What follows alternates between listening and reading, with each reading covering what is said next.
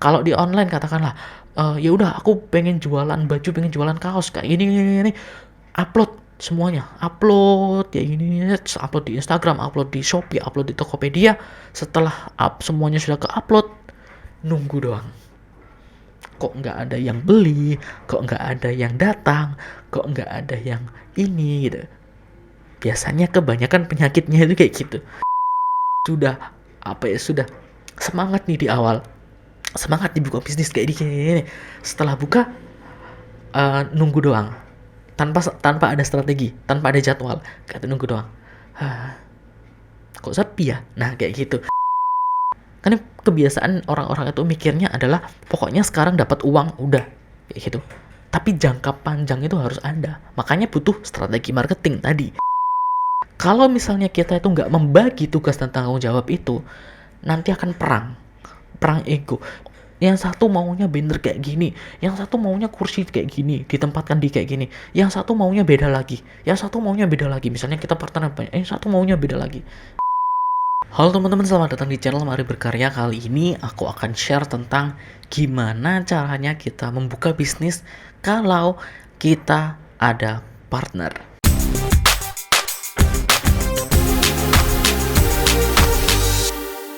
Jadi bisnis itu sebenarnya sesuatu yang gampang-gampang susah sebenarnya. Ada yang bilang gampang, ada yang bilang susah. Nah, kalau misalnya kita itu baru, aku sarankan kalian itu punya partner dulu.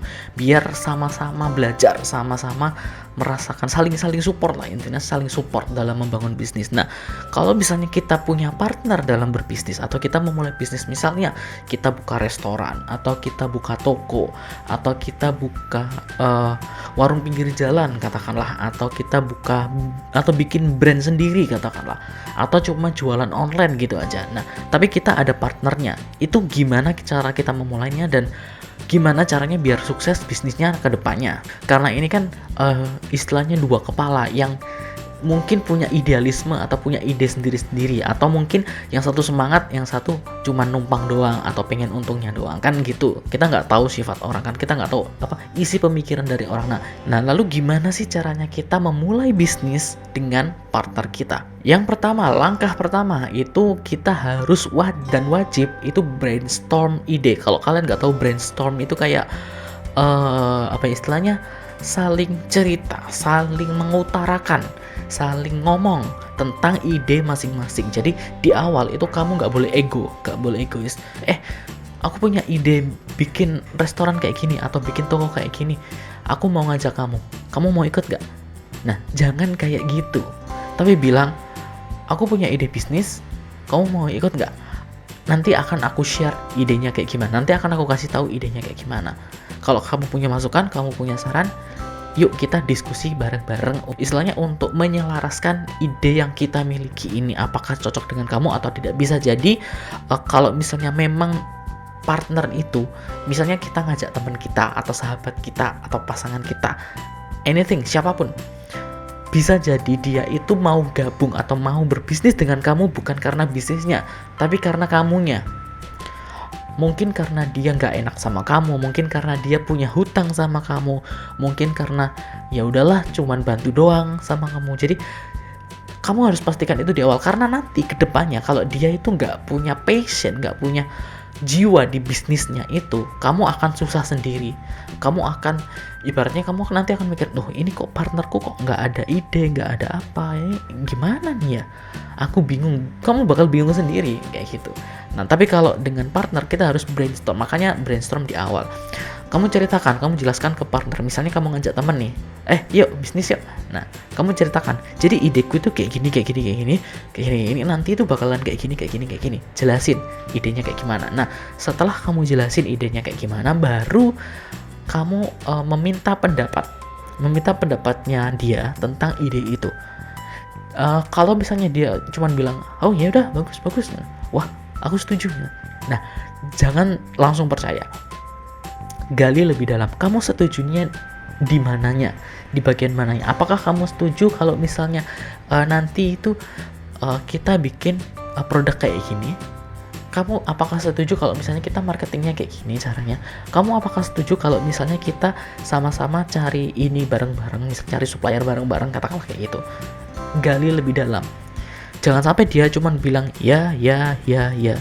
Jangan sampai kayak gitu. Oke, biar bisnis itu sama-sama menang. Dan mintalah partnermu, even partnermu itu kamu ajak, tapi dia tetap harus berperan dalam bisnis itu. Biar sama-sama. Karena nanti di tahap selanjutnya itu ada yang namanya pembagian tugas nanti tapi. Nah, sekarang itu masih brainstorm ide. Nah, mintalah dia untuk ngasih something, ngasih sesuatu. Menurutmu kayak gimana? Ada masukan nggak? Apakah ini harus kayak gini, ini harus kayak gini, ini harus kayak gini, kayak gitu.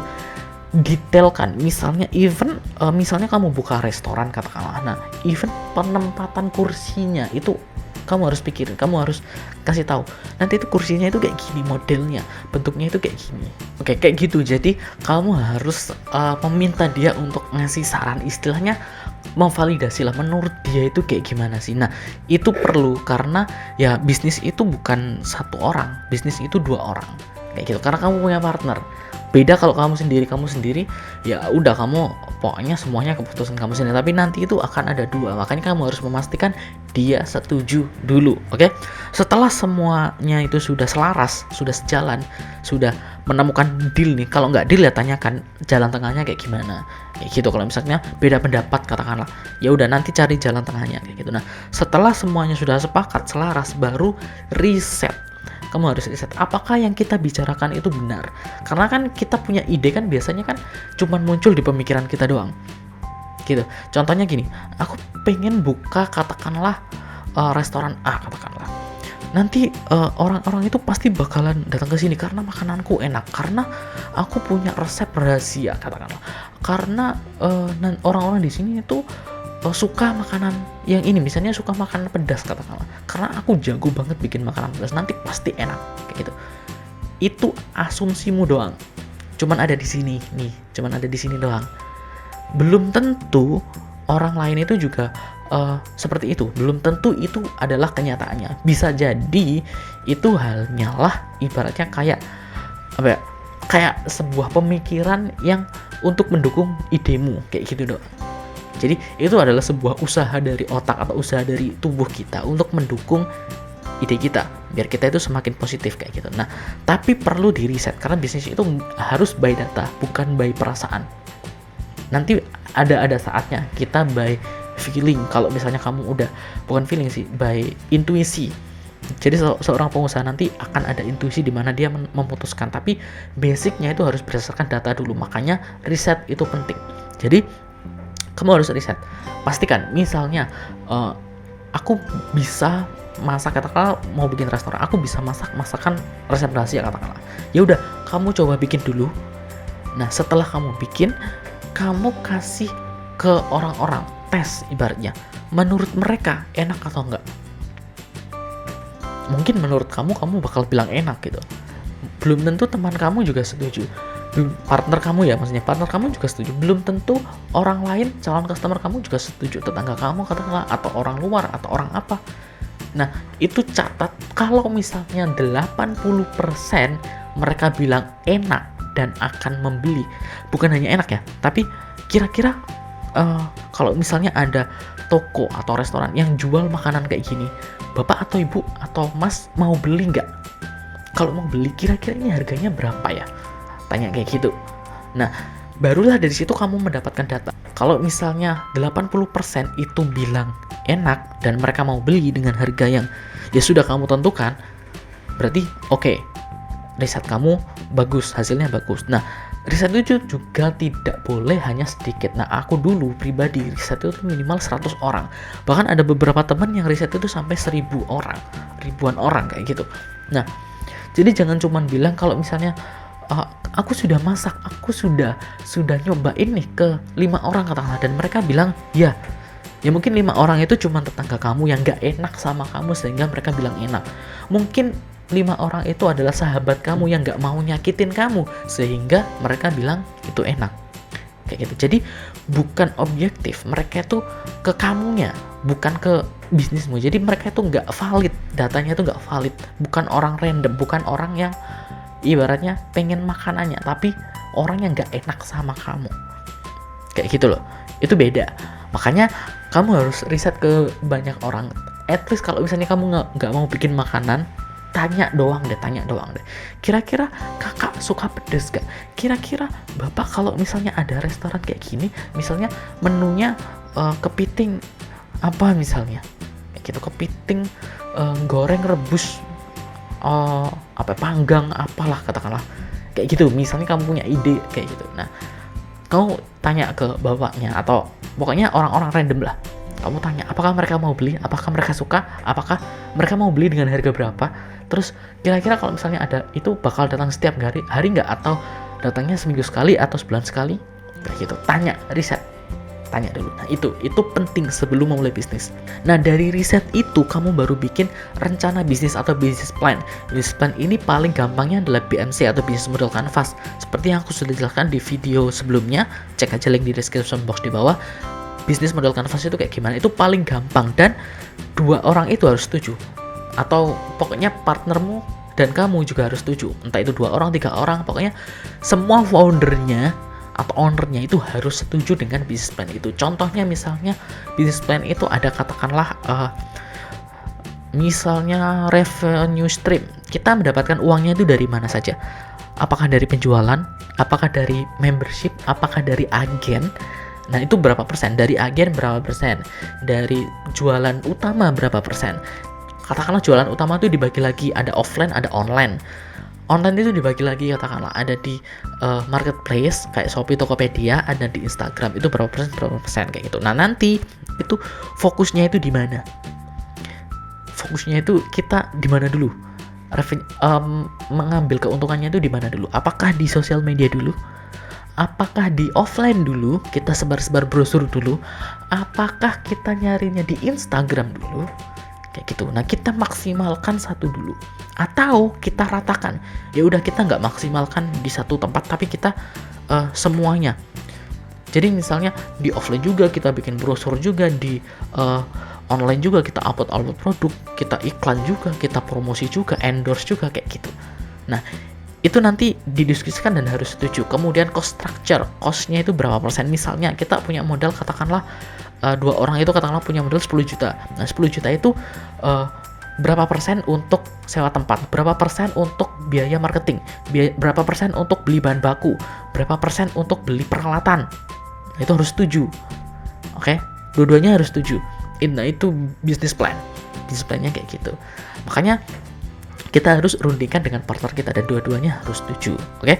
Kemudian setelah dua-duanya setuju bikin bisnis plan, kemudian bikin strategi marketing. Nah, strategi marketing itu lebih detail dari yang aku jelaskan tadi, dari revenue stream tadi. Misalnya kita launching pertama buka, kita gratiskan 1000 porsi atau 100 porsi. Misalnya kita bikin restoran ya, 1000 porsi atau 100 porsi. Kayak gitu. Nah, setelah kita gratiskan, apa yang kita lakukan selanjutnya?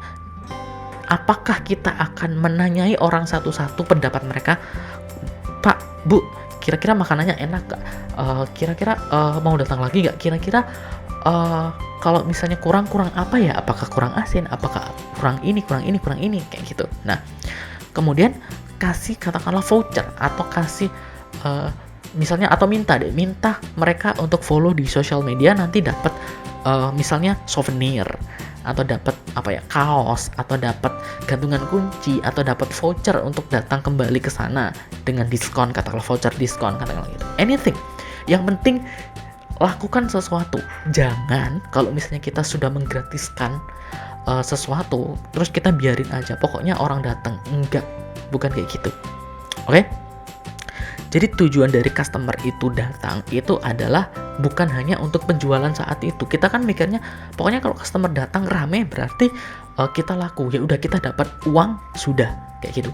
Tanpa kita itu menanyakan ke customer kurangnya di mana, apa yang perlu diimprove. Karena kebiasaan orang-orang itu mikirnya adalah pokoknya sekarang dapat uang udah, kayak gitu. Tapi jangka panjang itu harus ada. Makanya butuh strategi marketing tadi. Nah, setelah orang datang, kita harus ngapain?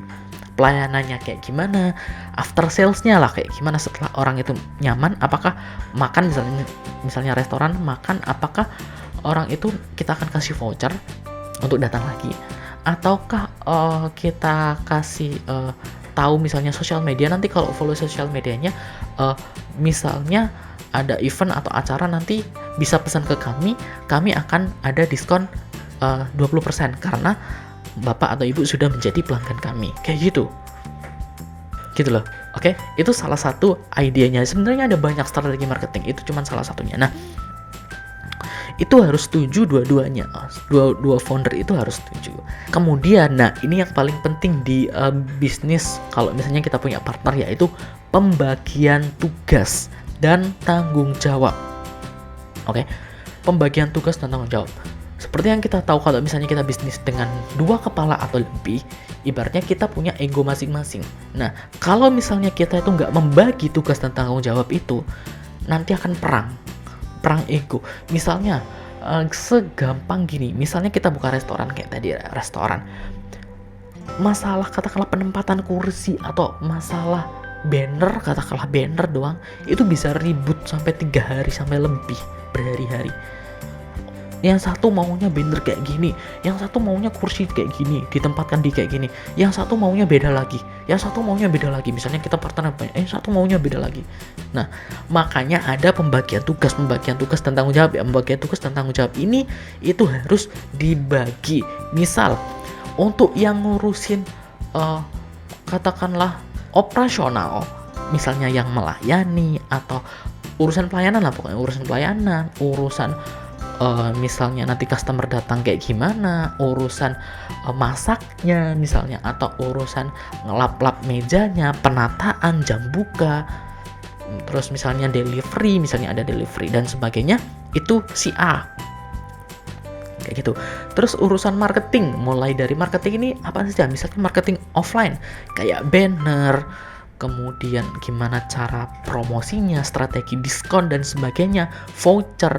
Nah, misalnya itu. Kemudian marketing online, katakanlah kita pakai iklan apa, kemudian kita endorse siapa, atau kita cuman upload doang, atau kita bikin SEO artikel, atau kita bikin video kerja sama orang. Nah, itu tanggung jawab si B gitu. Nah, si A dan si B ini nggak boleh mengganggu pekerjaan satu sama lain kayak gitu. Ngasih saran boleh, tapi keputusan terakhir ada di, misalnya di operasional, katakanlah cara masaknya itu menurut kan cara masaknya yang bertanggung jawab adalah si A. Nah, si B ngasih masukan, masaknya itu jangan kayak gini dong, kayak gini loh, kayak gini. Nah, si B ini boleh ngasih saran, tapi keputusan terakhir ada di si A. Oke? Jadi kayak gitu. Itu harus disepakati di awal. Oke, jangan sampai nanti bertabrakan. Oke, jadi si B harus ngalah. Kenapa ya? Memang tanggung jawabnya di si A. Oke, masalah gagal, masalah apa, nggak boleh. Kalau misalnya melanggar atau apa, pokoknya nggak boleh. Kalau misalnya melanggar atau apa, mungkin kena denda atau mungkin sahamnya diambil atau kayak gimana. Pokoknya ada hukuman dan sebagainya. Kalau misalnya mengganggu dan tetap memaksa kayak gitu, karena ya memang tanggung jawabnya ada di si A. Nah, si A juga nggak boleh ibaratnya mengganggu urusan marketing. Ngasih saran boleh, misalnya ngasih saran, gimana kalau misalnya bannernya diisi kayak gini atau diganti kayak gini. Ngasih saran boleh, tapi keputusan terakhir ada di si B kayak gitu.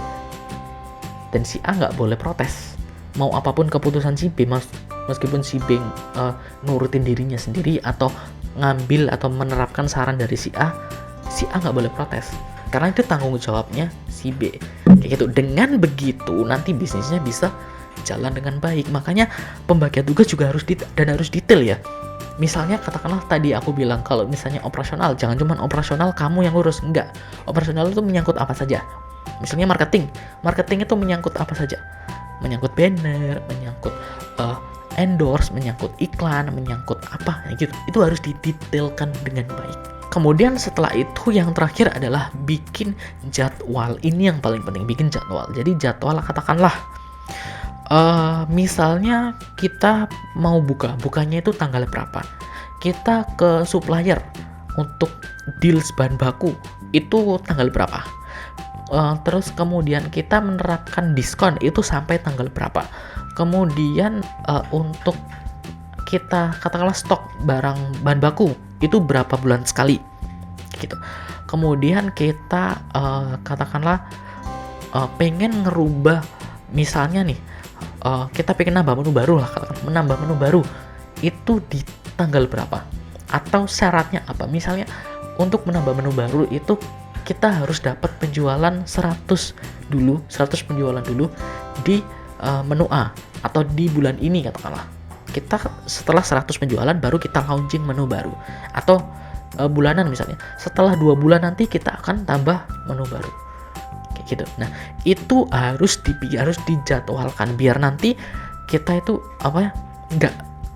nggak mager, bukan nggak mager, istilahnya nggak cuma nunggu customer doang. Kebanyakan orang itu kayak gini, kalau misalnya ini bisnis online maupun offline ya sama aja. Kalau misalnya kita buka bisnis itu ya cuman buka aja, misalnya di offline ya udah kita invest sekian, belikan kayak gini, setelah tokonya jadi jebret udah duduk nunggu customer doang. Kebanyakan kayak gitu kan. Kalau di online katakanlah ya udah aku pengen jualan baju, pengen jualan kaos kayak gini, upload semuanya, upload kayak gini, upload di Instagram, upload di Shopee, upload di Tokopedia. Setelah semuanya sudah ke-upload, nunggu doang. Kok nggak ada yang beli, kok nggak ada yang datang, kok nggak ada yang ini gitu. Biasanya kebanyakan penyakitnya itu kayak gitu. Jadi sudah semangat nih di awal, semangat dibuka bisnis kayak gini. Setelah buka nunggu doang, tanpa ada strategi, tanpa ada jadwal, kita nunggu doang. Kok sepi ya? Nah kayak gitu. Jangan sampai kayak gitu. Makanya biar nggak sampai kayak gitu, biar nggak sampai duduk termenung meratapi nasib kayak gitu, makanya kita harus punya, yaitu tadi business plan, rencana, kemudian strateginya kayak gini, kemudian punya jadwal, dijadwalkan. Hari ini kita harus kayak gini, bulan pertama kita harus melakukan pencatatan semua data katakanlah, kemudian bulan pertama kita marketingnya kayak gini, kita katakanlah sebar brosur, kita katakanlah bikin artikel. Nah itu pada sibuk semua tuh. Misalnya ada satu yang bagian riset, misalnya coba-cobain menu masakan, misalnya restoran ya, coba-cobain atau misalnya kita bukan restoran ya, misalnya jualan bahan bangunan atau jualan kaos atau anything lah. Itu satu orang tujuannya untuk cuman untuk ngeriset, nanya-nanyain orang kayak gitu, atau untuk berkunjung ke toko-toko lain, toko-toko kompetitor. Dia berkunjung ke sana, kemudian nyatat ini orang paling banyak beli ini, harganya segini, kayak gitu. Ada yang kayak gitu. Untuk nanti datanya diterapkan, oh ternyata toko sebelah itu kayak gini, strateginya itu kayak gini. Nah, kita ngeresponnya kayak gimana? Apakah kita niru cara toko sebelah atau kita punya strategi untuk mengcounternya? Kayak gitu. Oke? Jadi tujuannya jadwal itu kayak gitu, biar kita itu nggak kayak kebanyakan orang yang setelah buka semangat banget, kemudian nunggu doang. Jadi itu teman-teman, gimana caranya memulai bisnis kalau misalnya kita itu punya partner. Semoga informasi tadi bermanfaat, dan ingat kalian harus menerapkannya, karena kalau misalnya kalian nggak menerapkan ya percuma, kalian tahu doang tapi nggak diterapkan ya nggak ada hasilnya kayak gitu. Jangan lupa share video ini ke teman-teman kalian biar mereka juga tahu kalau misalnya ada teman kalian yang katakanlah sekarang nih sudah punya bisnis atau jualan apa kayak gitu. Coba share video ini biar mereka itu juga tahu, oh kayak gini toh caranya jualan, oh kayak gini toh caranya bikin bisnis kalau misalnya punya partner kayak gitu. Biar mereka nggak nunggu customer, biar mereka nggak sedih kalau misalnya sepi kayak gitu. Oke? Jangan lupa juga untuk klik tombol like, kemudian subscribe channel ini dan nyalakan notifikasinya, dan sampai jumpa di video selanjutnya.